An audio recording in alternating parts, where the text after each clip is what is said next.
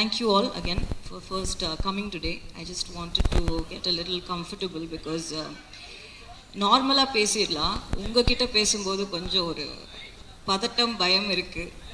I think it's very natural. So Lal Salaam படத்தோட கதை என்ன அப்படின்னா, தேர் திருவிழா ஒரு ஊர், அந்த ஊரில் நடக்கிற ஒரு கிரிக்கெட் மேட்ச், அந்த கிரிக்கெட் மேட்ச்சில் நடக்கிற ஒரு பிரச்சனைனால அந்த ஊரில் என்ன நடக்குது அப்படின்றது தான் இந்த கதை. ஸோ இதுக்கு மேலே கதையை பற்றி நிறைய சொல்லக்கூடாதுன்னு நான் நினைக்கிறேன். ஏன்னா கதை பேசணும், படம் பேசணும். படத்தை எல்லாத்தையும் சொல்லிட்டா அப்புறம் படம் பார்க்கும்போது அதில் பெரிய எக்ஸைட்மெண்ட் ஒன்றும் இருக்காது. அதுக்காக படத்தை பற்றி எதுவும் சொல்லாமையும் இல்லை. ஒரு விளையாட்டுனா என்ன, விளையாட்டு வினையா முடிஞ்சால் என்ன ஆகும் அப்படின்றது தான் இந்த படத்தோட க்ரக்ஸ். விஷ்ணு ரங்கசாமி அவங்க தான் இந்த படத்தோட ரைட்டர், சினிமாட்டோகிராஃபர். அவங்க எனக்கு 2 கதை சொன்னாங்க. ஃபஸ்ட்டு நான் அப்போ படம் பண்ணுற ஒரு ஐடியாவில் இல்லை.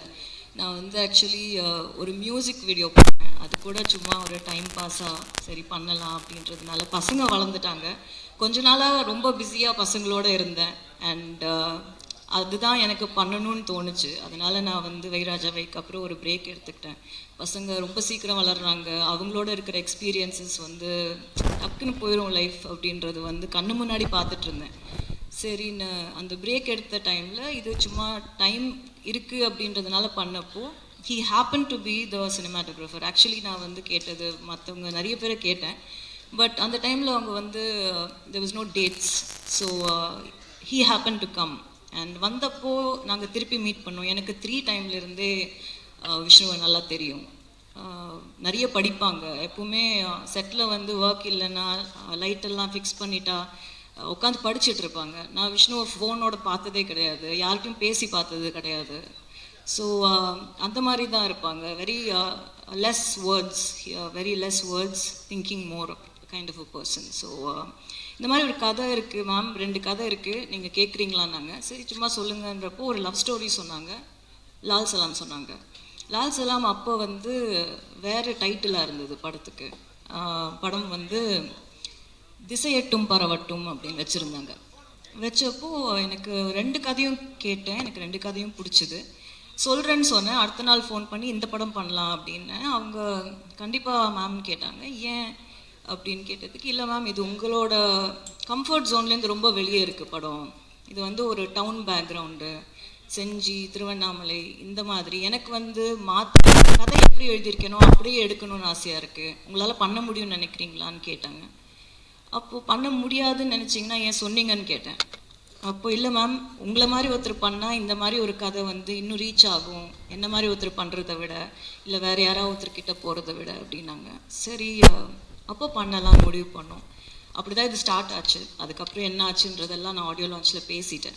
ஸோ அது தட் இஸ் டன் வித். உங்களுக்கு எல்லாருக்கும் தெரியும் இந்த கதை நிறைய ஹார்ட்ஷிப்ஸ். இந்த படம், இந்த ஜேர்னியே ஒரு journey of learning, journey of hardships அந்த மாதிரி தான் இருந்திருக்கு. பட் கஷ்டப்பட்டு கிடைக்கிறது தான் நிலைக்கும் அப்படின்ற ஒரு ஸ்ட்ராங்கான நம்பிக்கை எனக்கு இருக்குது. அண்ட் கதையோட க்ரக்ஸ் அதான் நான் சொல்ல ஆரம்பித்தது. ஒரு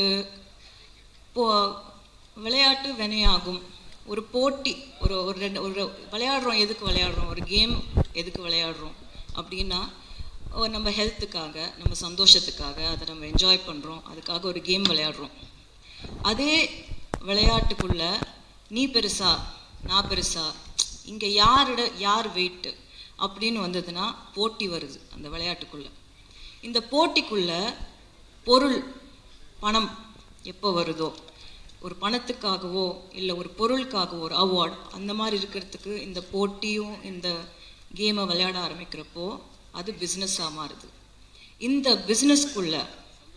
பிஸ்னஸான ஒரு விளையாட்டுக்குள்ள அரசியல் அப்படின்ற ஒரு விஷயம் வரும்போது அந்த போட்டி பெரிய வெறியாக மாறுது. இதுதாங்க கதை. இதுதான் லால் சலாம். இந்த கதை இதுக்கு மேலே இதை பற்றி நான் சொல்ல வேண்டிய அவசியம் இல்லை. ஐ மீன் இந்த இடத்துல நீங்கள் படத்தை பார்க்கணுன்னு நான் ரொம்ப ரொம்ப ஸ்ட்ராங்காக விரும்புகிறேன். அப்போ படம் அரசியல் பேசுதா அப்படின்ற ஒரு கொஸ்டின் வருது. படம் ஒரு சின்ன அரசியல் பேசுது. படம் வந்து ஒரு மக்களுக்கு சார்ந்த ஒரு அரசியலை பேசுது, மக்களுக்குள்ளே இருக்கிற அரசியலை பேசுது. எனக்கு என்னை பொறுத்த வரைக்கும் நான் ஸ்ட்ராங்காக நம்புகிற ஒரு விஷயம் என்னென்னா, ஆதார் கார்டு ஒரு சிட்டிசனாக ஒரு குடிமகனாக இருக்கிற எல்லாருக்குமே அரசியலோட ஒரு பங்கு இருக்குது. நம்ம இல்லைன்னு சொல்லவே முடியாது. இங்கே அரசியலுக்கு பார்ட் இல்லாமல் எந்த ஒரு கண்ட்ரியுமே இயங்காது, எந்த ஒரு டெமோக்ரஸியுமே இயங்காது. அரசியலுன்றது வந்து எல்லாத்துலேயும் இருக்குது. அதை நம்ம பார்க்குற விதம் தான் எப்படின்றதுல தான் சேஞ்ச் இருக்குது. ஸோ இதுதான் லால் சலாம்ங்க. இப்போது I have to talk about my team. அன்றைக்கி எனக்கு டைம் அவ்வளோவா கிடைக்கல. I'd like to start. என்னோடய டீம் எப்படி அமைஞ்சுது அப்படின்னா, அது வந்து என்னோடய technical team. Like I said, நாங்கள் ரொம்ப ரொம்ப ரொம்ப சின்ன டீம். யாருக்கும் வெளியே எங்களுக்கு தெரியாது. அது ஆர்ட் டைரக்டராக இருக்கட்டும், எடிட்டராக இருக்கட்டும், என்னோடய காஸ்டியூம் டிசைனராக இருக்கட்டும், கேமராமேன், த ஹோல் டீம் யாருக்கும் தெரியாது. ரொம்ப அண்டர் டாக்ஸுங்க. யாருக்கும் வந்து இவங்கெல்லாம் சேர்ந்து இவ்வளோ பெரிய படத்தை இழுத்துட்டு வந்தோன்றதே எங்களால் நம்ப முடியல. ஒரு வாட்டியும் இந்த மாதிரி ஸ்க்ரீனில் பார்க்கும்போது தான் வந்து அது சிங்கே ஆகுது, நாங்கள் எங்களால் பண்ணோம் அப்படின்றது.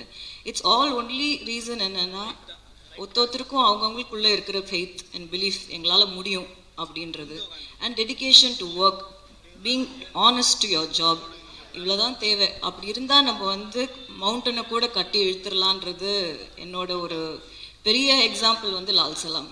ஏன்னா இதில் நடித்தவங்கலேருந்து, இதில் ஒர்க் பண்ணவங்கலேருந்து, ப்ரொடக்ஷன் சைட்லேருந்து எல்லாரும் ஜாம்பவான்கள் அவங்களோட ஃபீல்டில். அவங்களுக்கு இவ்வளோ பெரிய படத்தை எங்களால் கொடுக்க முடியும் அப்படின்ற நம்பிக்கை முதல்ல எங்களுக்கு இருக்கணும். எங்களுக்கு இருந்து அந்த இடத்துல போய் நிற்கும்போது, இவ்வளோ பெரிய ஆர்டிஸ்ட் எல்லாம் போய் நம்ம ஷார்ட் வைக்கும்போது நம்ம பயந்துட்டோன்னா அப்புறம் வந்து அங்கே ஒன்றுமே நடக்காது. So I think first and foremost IIT like to thank my production, Laika Production, Subhash Anna, for being like a family and for giving me this opportunity and this stage and this film. இவ்வளோ பேஷண்ட்டாக இவ்வளோ பெரிய படம் இது start பண்ணி அப்படியே கொஞ்சமாக பெருசாகிட்டே போச்சு படம். ஆர்டிஸ்ட் உள்ளே வர வர பட்ஜெட்டும் பெருசாகிட்டே போச்சு. ஸோ அதையெல்லாம் என்ன மாதிரி ஒரு 2 ஃபிலிம் ஓல்ட் டைரக்டரை நம்பி கொடுத்தது வந்து கண்டிப்பாக அவருக்கு நான் நன்றி சொல்லணும். அவரோட பேஷன்ஸுக்கு, தமிழ் சார் இங்கேருந்து அதை கோஆர்டினேட் பண்ணுறது, லண்டனில் இருக்கார், இதெல்லாம் time zones, it's all very difficult. That whole section of it is very complicated.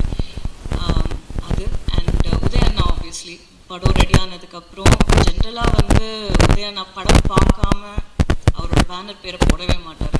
அவர் அதில் ரொம்ப பர்டிகுலராக இருப்பார். பட் நான் வந்து ஜஸ்ட்டு ஒரு 15 மினிட் கட் மட்டும் காட்டின உடனே அந்த கட்டுக்காக அவரோட பேரை போட விட்டார். ஸோ அது கண்டிப்பாக அவருக்கு நான் தேங்க்யூ சொல்லியே ஆகணும்.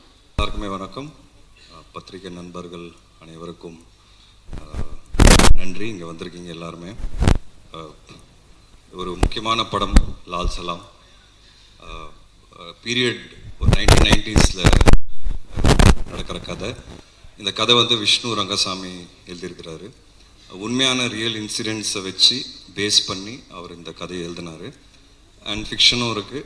ஸோ நிறைய ரியல் இன்சிடென்ட்ஸை வந்து கோர்த்து அதில் கிரிக்கெட் ஒரு முக்கியமான பார்ட் ப்ளே பண்ணுது. அண்ட் ஐஸ்வர்யா ரஜினிகாந்த் அவங்க வந்து இதுக்கு ஸ்க்ரீன் ப்ளே அண்ட் டைரக்ஷன் ரொம்ப பியூட்டிஃபுல்லாக அந்த கதையை வந்து ஸ்க்ரீனில் கொண்டு வந்திருக்காங்கன்னு நான் சொல்லுவேன். ஸோ ஒரு இம்பார்ட்டண்ட் ஃபில்ம் இது. கரண்ட் சினாரியோ தான் ரஜினி சார் சொன்னார், நீட் ஆஃப் த அவர். அது ஏங்கிறது உங்கள் எல்லாருக்கும் பார்க்கும்போது தெரியும். எனக்கு ஈவினிங் ட்ரெயிலர் ரிலீஸ் ஆகுது. ஸோ நீங்கள் பார்த்தீங்கன்னா அதுலேயே உங்களுக்கு ஒரு ஐடியா வரும். லைக்கா ப்ரொடக்ஷன்ஸ் இந்த படத்தை வந்து ரொம்ப கிராண்டியராக ப்ரெசென்ட் பண்ணியிருக்காங்க. அவங்க பண்ணுற ஒவ்வொரு படமும் அதில் வந்து நல்ல கிராண்டியர் தெரியும் உங்களுக்கு. அண்டு தமிழ் சினிமா வந்து உலக சினிமாத்துக்கு வந்து கொண்டு போய் சேர்க்குறாங்க. அந்த விதத்தில் லால் சலாமும் வந்து ஒரு வேர்ல்டு சினிமா அளவுக்கு போய் சேருங்கிறது நாங்கள் எல்லாரும் நம்புகிறோம். அதில் Lyca production, Subaskaran sir and Tamil Kumaran sir இவங்க எல்லாருமே வந்து பயங்கரமாக சப்போர்ட் பண்ணியிருக்காங்க. ஏன்னா லைவ் லொக்கேஷனில் ஷூட் பண்ணோம். நிறைய லொக்கேஷன்ஸ் பாம்பே, பாண்டிச்சேரி, திருவண்ணாமலை, சென்னை, ஸோ இது எல்லாமே வந்து ஒரு பெரிய குருவோடு தான் நாங்கள் ட்ராவல் பண்ணுவோம். ஸோ இது எல்லாமே சீம்லெஸ்ஸாக இருந்தது. ஸோ அவங்க ப்ரொடக்ஷன் டீமுக்கு ரொம்ப நன்றி. சேது பாண்டியன் சார், அச்சுதன். படத்தை வந்து ரெட் ஜெயண்ட் ப்ரெசென்ட் பண்ணுறாங்க. அது என்னன்னு தெரியல, நான் எந்த படம் நடித்தாலும் ரெட் ஜெயந்தை ரிலீஸ் பண்ணுறாங்க, ஆட்டோமேட்டிக்காக அங்கே போயிடுது. அந்த லக்கு எனக்கு இருக்குது. அண்ட் அவங்களோட பண்ணுற எந்த படமாக இருந்தாலும் ஹிட் ஆகும் எனக்கு. ஸோ அந்த விதத்தில் லால் சலாமும் கண்டிப்பாக மிகப்பெரிய ஹிட் ஆகும்னு நான் நம்புகிறேன். ஸோ உதயநிதி ஸ்டாலின் அவருக்கு வந்து எப்போவுமே ஒரு தேங்க்ஸ் என் சார்பா. ஏன்னா எனக்கு வந்து 15 இயர்ஸ் முடிஞ்சிருக்கு இண்டஸ்ட்ரியில். அண்ட் 15 இயர்ஸ் ஜேர்னி வந்து யோசித்து பார்க்கும்போது ரொம்ப சில பேர் தான் என் கூட ரொம்ப ஸ்ட்ராங்காக ஒரு பில்லராக நின்னாங்க. அதில் உதயனா ஒன்று. ஸோ அவருக்கு எவ்வளோ தேங்க்ஸ் சொன்னாலும் பத்தாது. அண்ட் ஐஸ்வர்யா, ரஜினிகாந்த் அவங்களுக்கு கண்டிப்பாக நான் மிகப்பெரிய நன்றி சொல்லணும். ஏன்னா எதாச்சும் இப்போ தான் எனக்கு 15 இயர்ஸ் முடிஞ்சிருக்கு. 15 இயருக்கு அப்புறம் ஒரு பெரிய கிஃப்டாக வந்து எனக்கு கொடுத்தது வந்து லால் சலாம். இது வந்து என்னோட ஜேர்னி வந்து என்னோட ஸ்ட்ரகிள்ஸை வந்து ரீவைண்ட் பண்ணி பார்க்கும்போது இன்னைக்கு அந்த கிஃப்ட், இவ்வளோ பெரிய கிஃப்ட் எனக்கு கிடச்சிருக்குங்கிறது உண்மையாக அவங்கனால தான் அது நடந்தது. ஏன்னா தலைவரோட ஒரு சீன் நடிச்சிட மாட்டோமா, தலைவரை பார்த்துட மாட்டோமாங்கிற நிறைய பேர் ஏங்குவாங்க. ஸோ தலைவர் பக்கத்தில், தலைவர் கீழே ஒரு ஹீரோவாக வந்து இந்த வாய்ப்பு வந்து மிகப்பெரிய வாய்ப்பு. So it sums up my journey.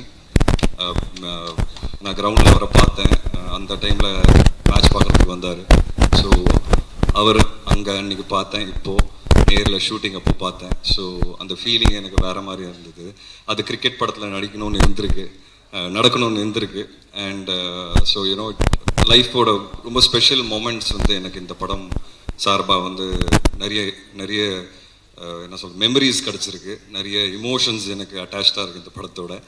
And I'm very confident. ஏன்னா இந்த படம் வந்து எல்லாருமே ஏன் பண்ணோம் அப்படிங்கிறது கேட்டிங்கன்னா, ஐஸ்வர்யா ரஜினிகாந்த் சொன்ன மாதிரி இந்த படத்தோட ஹீரோ வந்து படத்தோட கதை தாங்க.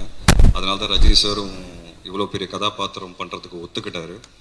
அண்ட் நானும் வந்து அந்த கதை கேட்ட உடனே எனக்கு ரொம்ப பிடிச்சிது. இவ்வளோ ஸ்ட்ராங்கான ஒரு கதை எடுத்து ஃபர்ஸ்ட் ஆஃப் ஆல் ஒரு டைரக்டர் ப்ரெசென்ட் பண்ணுறதுங்கிறதே அது ஒரு சேலஞ்சிங்கான விஷயம். I really appreciate the efforts and அந்த கன்விக்ஷன். ஃபஸ்ட் டைம் அவங்கள பார்க்கும்போது எனக்கு தெரிஞ்சு அவங்க கால் பண்ண சீக்கிரமாகவே நான் வந்து அவங்கள சந்திச்சிட்டேன். உடனே சந்திக்கும் போது ஒரு ப்ரெசன்டேஷன் காமிச்சாங்க ஐபேடில். அந்த ப்ரெசன்டேஷனே ரொம்ப கிளாரிட்டியோடு இருந்தது. ஸோ என்ன பண்ண போகிறோம், என்ன பண்ண போகிறாங்கிறத ரொம்ப ஒர்க் பண்ணி வச்சுருந்தாங்க. அந்த கிளாரிட்டி வந்து அன்றைக்கி அவங்கக்கிட்ட பார்த்தேன். அந்த கிளாரிட்டி என்றைக்கு வரைக்கும் அவங்களுக்கு இருக்குது. ஏன்னா இந்த படம் எழுதுறது ஈஸின்னு சொல்ல மாட்டேன், எழுதிடலாம், டைரக்டும் பண்ணிடலாம். பட் தலைவர் மாதிரி ஒருத்தர் இருக்கும்போது அது ரொம்ப கேர்ஃபுல்லாக பண்ண வேண்டியதாக இருக்குது. ஏன்னா ஒன்று, இந்த படம் பேசுகிற அரசியல்ங்கிறது அரசியல் நினச்சிக்காதீங்க. படம் பேசுகிற கருத்து அது வந்து ரொம்ப ரொம்ப பேலன்ஸ்டாக, ரொம்ப ரொம்ப கரெக்டாக, யாருக்கும் புண்படுத்தாமல் அதை வந்து வெளியே கொண்டு வரணும். அது வந்து ஒரு மிகப்பெரிய சேலஞ்ச். ரெண்டாவது வந்து ரஜினி சார் அது பண்ண போகிறாருங்கிறது அது அடுத்த சேலஞ்ச். ஸோ ஒரு டாக்டராகவும் அவங்களுக்கு ப்ரெஷர் இருந்திருக்கு, ஒரு டைரக்டராகவும் அவங்களுக்கு ப்ரெஷர் இருந்திருக்கு, அவங்கள ப்ரூவ் பண்ணணுங்கிற ஒரு ப்ரெஷரும் பயங்கரமாக இருந்திருக்கு. அண்ட் இவ்வளோ பெரிய கூட்டத்தை வந்து மேய்ச்சி அவங்க வந்து இந்த விஷயத்தை கொண்டு வரணும் ஸ்க்ரீன்லங்கிறது I think hats off to her. முதல்ல ஐஸ்வர்யா மேம்லேருந்து ஸ்டார்ட் பண்ணுறேன். ஏன்னா இங்கே வந்து நான் நிற்கிறதுக்கு காரணம் அவங்க தான். அவங்களுக்கும் விஷ்ணு ரங்கசாமி பிரதருக்கும் ரொம்ப நன்றி.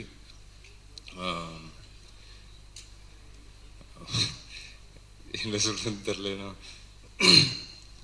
ரொம்ப ரொம்ப முக்கியமான ஒரு தருணத்தில் என் லைஃப்பில் இருந்தேன். ஏன்னா இந்த கொரோனா அதெல்லாம் வந்து ஆல்ரெடி ஒரு தடவை அந்த மாதிரி ஃபீல் பண்ணியிருக்கேன். பட் ஆனால் ஆயிடுச்சு, 16-17 வருஷம் ஆயிடுச்சு. வந்து கரெக்டாக தான் இருக்கிறோம். கரெக்டாக எங்கே மிஸ் ஆகுது, என்ன பண்ணுறதுன்றது தெரியல. சரி போதும், சினிமா போதும் அப்படின்ற மாதிரி ஒரு மைண்ட் செட்டில் தான் இருந்தேன்.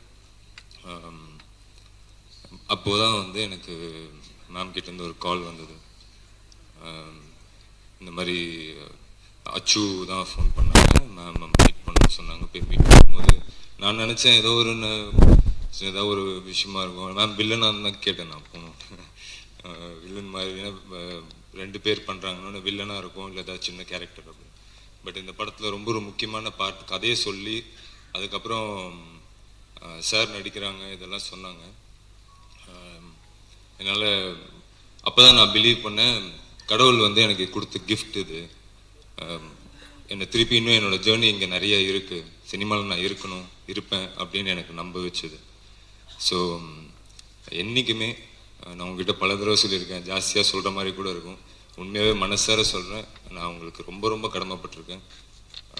Thank you ma'am. அதுக்கப்புறம் விஷ்ணு பிரதர், அவர் இந்த படத்தில் போட்ட உழைப்பு வந்து ரொம்ப பெருசு. அவர் கண்டிப்பாக சினிமாவில் ஒரு நல்ல இடத்துக்கு வரணும்னு நான் கடவுளை வேண்டிக்கிறேன், கண்டிப்பாக வருவாருன்னு நான் நம்புகிறேன். ஸோ அவருக்கும் நன்றி. அதுக்கப்புறம் செந்திலனெல்லாம் வந்து எனக்கு இவ்வளோண்டு வயசுலேருந்து தெரியும். ராமராஜன் சார் வீட்டுக்கு வந்து அவர் கவுண்டமணி சார்லாம் வந்து சீட்டு விளையாடுவாங்க, அப்போலேருந்து தெரியும். அப்புறம் தம்பி ராமையா சார், எனக்கு எப்படியாவது ஒரு நல்லது நடந்துடணும் அப்படின்னு நினைக்கிற ஒருத்தங்களில் சாரும் ஒருத்தவங்க. அதுக்கப்புறம் எனக்கு மூணார் ரமேஷ் அண்ணா வந்து இந்த படத்து மூலிமா வந்து அவர் வந்து டெய்லி ஃபோன் பண்ணி என்னடா தம்பி அப்படின்ட்டு உரிமையாக பேசிகிட்டு இருக்கிறோம். ஸோ அவ்வளோ க்ளோஸ் ஆகிட்டாங்க, ரொம்ப நன்றிண்ணா. தங்கதுரை, சில நேரங்களில் நானும் விஷ்ணுவும் ஆக்சுவலி நிறையவே ஓட்டியிருக்கோம், அந்த ஃப்ளோவில் நிறையா ஓட்டியிருக்கோம். பட் அது எதையுமே ஃபீல் பண்ணாமல் எப்போவுமே சந்தோஷமாக இருப்பாப்புல. ஏதாவது ஹர்ட் பண்ணியிருந்தா சாரி. அதுக்கப்புறம் நான் வரேன். அப்புறம் Nirosha ma'am, thank you, it was very nice working with you. Vivek Prasanna brother, அதே தான் எனக்கு வந்து ரொம்ப கொஞ்ச நாள் தான் பழகணும், ஆனால் வந்து ஒரு பிரதர் மாதிரி பார்க்குறாரு. இந்த மாதிரி இந்த கதை கேட்டேன், உனக்கு இது நல்லாயிருக்கும் அப்படின்லாம் ரெகுலராக ஃபோன் பண்ணி பேசுகிற அளவுக்கு என் மேலே அக்கறை வச்சுருக்கீங்க. Thanks brother. ஊடகம், தொலைக்காட்சி, இணையதள நண்பர்கள் ஒவ்வொருவருக்கும் என்னுடைய மனமார்ந்த வணக்கங்கள், நன்றிகள். லால் சலாம், ரொம்ப வெயிட் பண்ணிகிட்ருக்கேன். 9ஆம் தேதி எப்போ வரும், முடிஞ்சால் 8ஆம் தேதி அமெரிக்காவில் போய் பார்த்துடலாமான்னு யோசிக்கிறேன். பட் விசா கிடைக்கல, இல்லைனா போயிட்டு பார்த்துட்டு வந்துடுவேன். அந்த பாஸ்போர்ட் இருக்குதுங்க, என் நண்பர்லாம் நிறைய பேர் இருக்காங்க. விஷ்ணு சால் பிரதர், பாஸ்போர்ட் ஒன்றுமே எனக்கு ஞாபகம் வருது. இல்லை பாஸ்போர்ட்டில் ஒருத்தர் அப்படியே என்ன பண்ணிட்டாங்க, நம்ம திவாகர் அவங்க வீட்டில் பாஸ்போர்ட்டில் பின்னாடி வந்து கத்திரிக்காய் 1/2 கிலோ, வெங்காயம் 3/4 கிலோ டைரி நினச்சி எழுதி வச்சுருக்காங்க பாஸ்போர்ட்டில். அந்த ஞாபகம் வந்துச்சு எனக்கு. அப்புறம் திருப்பி அனுப்பிச்சி விட்டாங்க ஒரு ஏர்போர்ட்டில் போயிட்டு. சாரி மேம், நீங்கள் இன்டாக்ட் பண்ணுறீங்க வந்து. நான்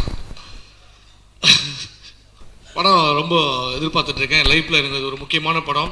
தலைவர் சூப்பர் ஸ்டார் ரஜினி சார் கூட நம்ம நடிக்கிறோன்றது ரொம்ப ஒரு பெரிய விஷயமா இருக்குது. அது எனக்கு ரொம்ப இப்போ கூட கனவு மாதிரி இருந்தது. ரொம்ப பிரம்மாண்டமாக எடுத்திருக்காங்க படத்தை. ஐஸ்வர்யா மேம்க்கு ஒரு நன்றி சொல்லணும். ஏன்னா எப்போவுமே எல்லா படத்துலையும் நான் காமெடிலாம் பண்ணிகிட்டு இருப்பேன், இந்த படத்தில் ஒரு கேரக்டராகவே என்னை வந்து சூப்பராக காமிச்சிருக்காங்க. ரொம்ப thank you so much ma'am. Shooting வந்து பார்த்தீங்கன்னா ஒரு ஊரே கிளம்பி வரும், டெய்லியும் ஒரு வில்லேஜே ஷூட்டிங் நடிச்சிட்டு இருப்பாங்க. அந்தளவுக்கு அவ்வளோ க்ரௌடு. சில பேர்லாம் அந்த தேர் திருவிழா சாங் எடுக்கும் போதெல்லாம் சாமி வந்து ஆடினாங்க அப்படியே அங்கேயே. அவங்கள கண்ட்ரோல் பண்ணுறதுக்கு போயிட்டு இவ்வளோ பேர் 10 பேர் ஆடுறாங்க, அப்படியே கும்பலாக ஆடுறாங்க சாமி வந்து. அந்தளவுக்கு ரொம்ப லைவாக எடுத்தாங்க ஷூட்டிங்கை. ஒரு ரொம்ப நல்ல ஒரு எக்ஸ்பீரியன்ஸு. ஷூட்டிங் முடிஞ்சோடனே ஏதோ காலேஜ் முடிஞ்சு வீட்டுக்கு போகிற மாதிரி ஃபீல் ஆகிடுச்சு எனக்கு, ஏன்னா இது முடிஞ்சிச்சு அப்படின்ட்டு. அந்தளவுக்கு ஒரு நட்பு எல்லாரும் கூடயுமே. விஷ்ணு சால் பிரதர், விக்ராந்த் பிரதர்.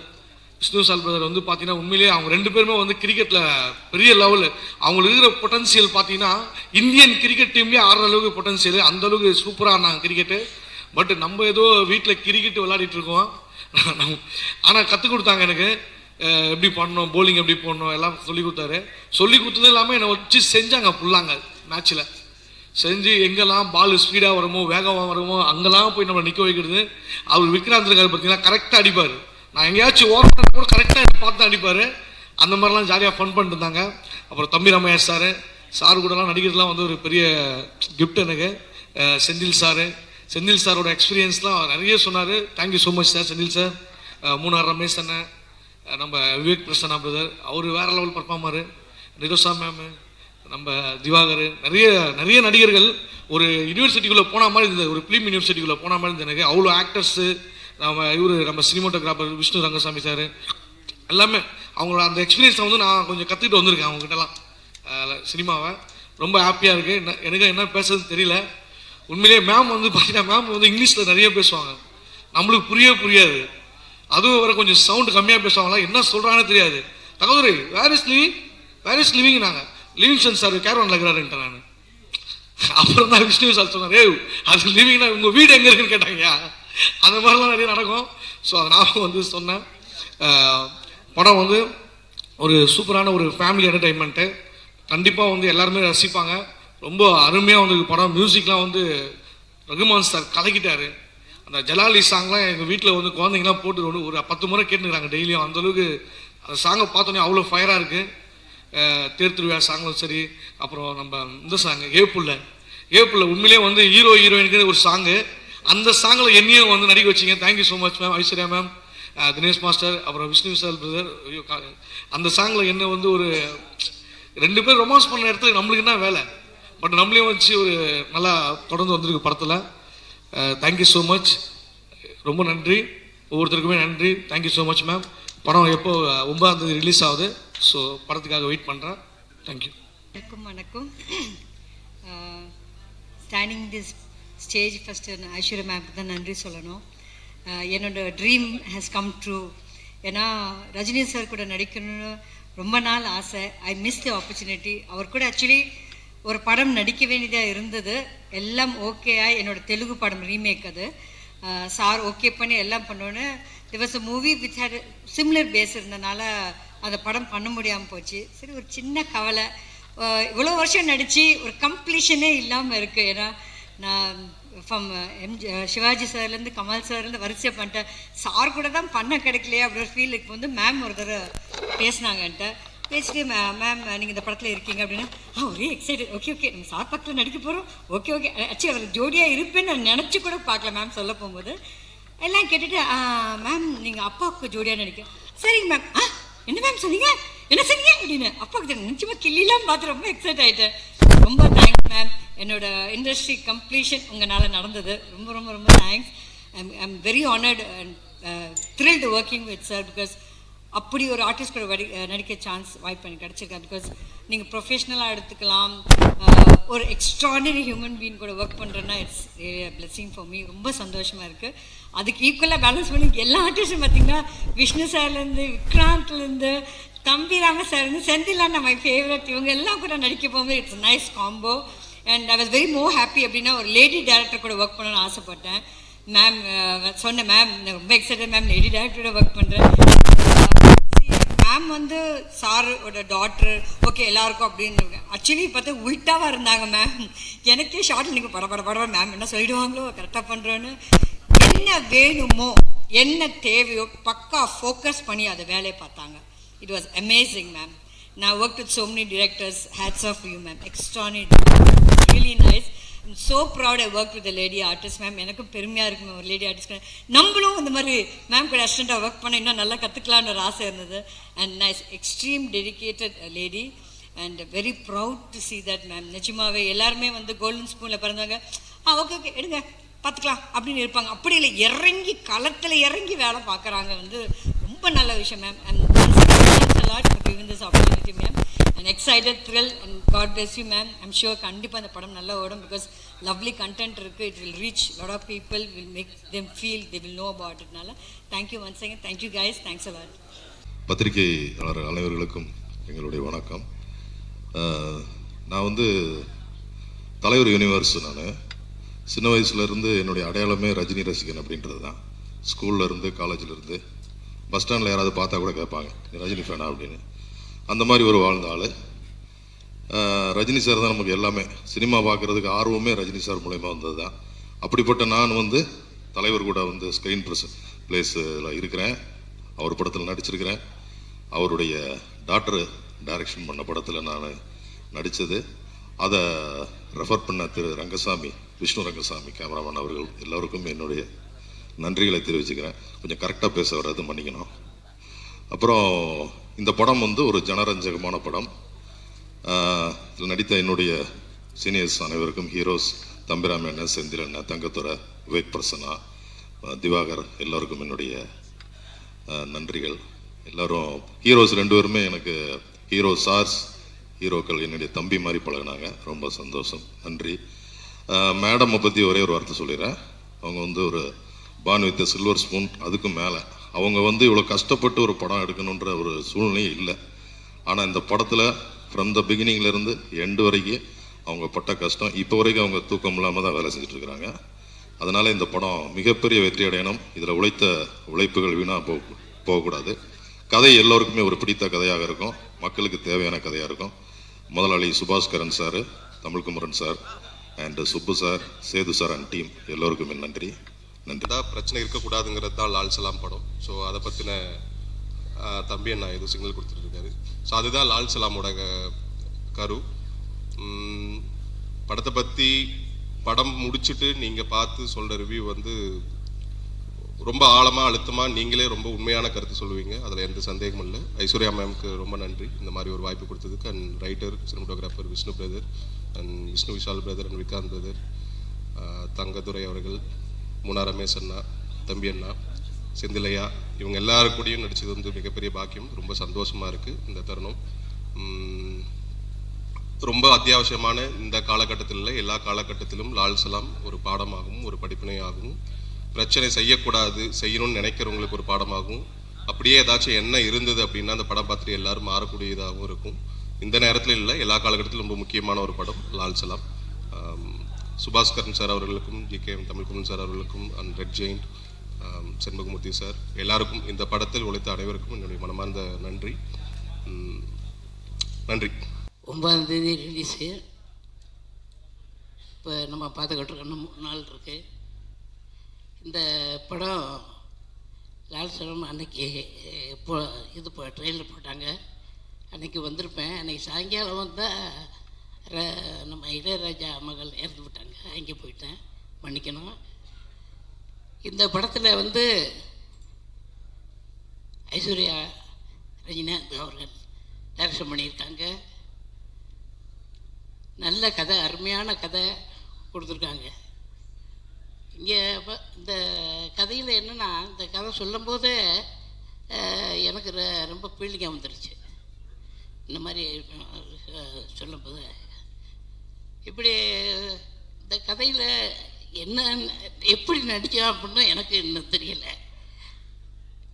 ஆமாம், அதே மாதிரி இங்கே அத்தனை டெக்னீஷியனும் அருமையாக இதுக்கு ஒத்துழைச்சாங்க. இங்கே வந்திருக்கும் நம்ம பத்திரிகை நண்பர்களுக்கும் ஊடகங்களுக்கும் எனது மனமார்ந்த நன்றி. இன்னும் பேசணும்னா என்ன பேசுறது ஒன்றும் புரியல. ஐஸ்வர்யா ஏதாவது கேட்டாங்கன்னா சொல்லுவேன். நன்றி, வணக்கம். சந்தோஷமாக இருக்குது. இந்த ஒரு மிகப்பெரிய ஒரு பிரம்மாண்டமான ஒரு படத்தில் நானும் ஒரு சிறு பங்காக இருக்குன்றது எனக்கு ஒரு சந்தோஷம். பத்திரிகை நண்பர்கள், சகோதரிகள் எல்லாருக்கும் மீண்டும் ஒரு முறை வணக்கம் சொல்லிக்கிறேன். இந்த படத்தில் நான் வந்து திடீர்னு இருக்கேன். ஒரு சின்ன ஒரு கிரிக்கெட் வந்து ஒரு முக்கியமான விஷயம். அது பார்த்திங்கன்னா சின்ன கேரக்டர் தான், ஆனால் அந்த டீசர்லேயும் என்னோடய வாய்ஸ் போட்டாங்க மேடமு. அது உண்மையிலே மறக்க முடியாது. அந்த வாய்ப்பு வந்து பார்த்திங்கன்னா என்னோடய அந்த கிரிக்கெட் கமெண்ட்ரிக்காக சில அந்த கேரக்டருக்கு ரெடி பண்ணுறதுக்காக கேட்டுட்டு இருந்தாங்க. அப்போ வந்து என்னோடய கேரக்டர் வந்து ரெஃபர் பண்ணது என்னோடய நண்பர் தங்கதுரை. ஏன்னா நாம் மட்டும் நடிக்கிறோம், சரி மற்றவங்களுக்கு அந்த மாதிரி ஒரு வாய்ப்பு கொடுக்கணுன்றதே ஒரு பெரிய மனசு. தங்கதுரைக்கு நன்றி சொல்லிக்கிறேன். மேடம்கிட்ட சொன்னோடனே ஆனால் ஃபஸ்ட் டைம் மேடம்கிட்ட வந்து அந்த கிரவுண்டில் போகும்போதே ஒரு பயத்திலே போய்ட்டு இருந்தேன், சரி என்ன சொல்ல போகிறாங்களோ அப்படின்ட்டு. ஆனால் உண்மையிலே வந்து ரொம்ப ஹம்பிளாக ஒரு சில சீன் வந்து எனக்கு இல்லை, அன்றைக்கி இல்லைன்னா அவங்களே வந்து வாலண்டியராக வந்து சாரி திவாகர் உனக்கு இல்லை நாளைக்கு எடுக்கிறோம் அப்படின்னாங்க. அது வந்து உண்மையிலே சூப்பர் ஸ்டாரோடைய இருக்கக்கூடிய பண்பு குணங்கள் அப்படியே மேடம்கிட்ட இருக்குது. அது உண்மையிலே பெருமைப்படக்கூடிய விஷயம். அதுக்கப்புறம் ஒரு நாள் சீன் போயிட்டே இருந்துச்சு, திடீர்னு என்னை கூப்பிட்டாங்க. சாரை வந்து நான் எப்படா கேரவன்லேருந்து ஒரு வாரம் பார்த்துலாம் இருந்தேன், ஆனால் அவரை பக்கத்தில் நிற்க வச்சு ஒரு சீன் நடிக்கிற வாய்ப்பு கொடுத்தாங்க. தேங்க்யூ மேம், அதை என் வாழ்நாளில் மறக்கவே முடியாது. அதுக்கப்புறம் விக்ராந்த் சார், அப்புறம் விஷ்ணு விஷால் சார் எல்லாமே வந்து ஒரு ஃப்ரெண்டாக தங்கவரோடு இருக்கும்போது என்னையும் கூப்பிட்டு அவங்க என்ன இருக்காங்களோ ஃப்ரீ டைமில் பேசுவாங்க, ஜாலியாக இருப்பாங்க. அதை தாண்டி நம்ம சீனியர் ஆர்டிஸ்ட் வந்து நம்ம எங்கள் செந்தில் சார், அப்புறம் முனா ரமேஷ் அண்ணன், முக்கியமாக தம்பி ரமே அண்ணன் கூப்பிட்டு ஃப்ரீ டைமில் கேரவனில் கூப்பிட்டு நிறையா வந்து அவங்களுடைய அனுபவங்கள் எல்லாத்தையும் சொல்லுவாங்க. ஒரு குடும்பமாக இந்த படம் மிகப்பெரிய வெற்றி பெறும் அந்த நம்பிக்கை இருக்குது. இந்த வாய்ப்பை கொடுத்த மேம்க்கு நன்றி தெரிவிச்சுக்கிட்டே. நன்றி மேம், தேங்க்யூ.